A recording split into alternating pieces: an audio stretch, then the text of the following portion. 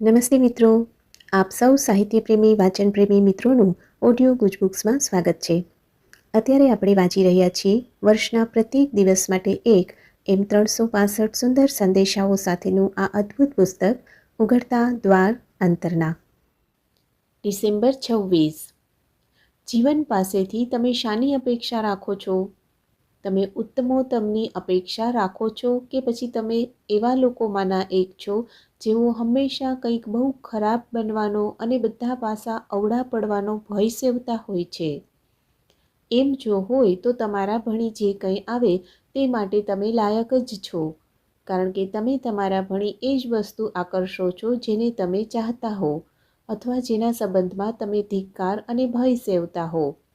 તમારી ચેતના નકારાત્મક હોય ત્યારે લોહચુંબક જેવ લોખંડને ખેંચે તેમ તમે નકારાત્મકતા જ પોતાની તરફ ખેંચો છો અને પછી તમને ખ્યાલ આવશે કે તમે એવા મનોભાવવાળા લોકોનો જ સાથ રાખો છો કારણ કે સમાન બાબતો પરસ્પરને આકર્ષે છે.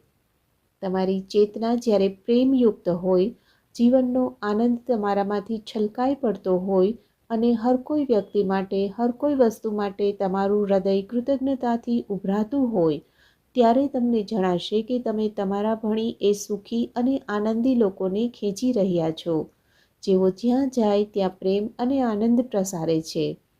જીવન જે ઉત્તમોત્તમ બાબતો ધરી શકે એનાથી તમે સભર બની રહેશો. દરેક પરિસ્થિતિમાં ઉત્તમોત્તમ કેમ ન જુઓ? અને તો હવે ઉત્તમોત્તમને તમારા ભણી ખેંચાઈ આવતું નિહાળો. આપનો આજનો દિવસ શુભ રહે.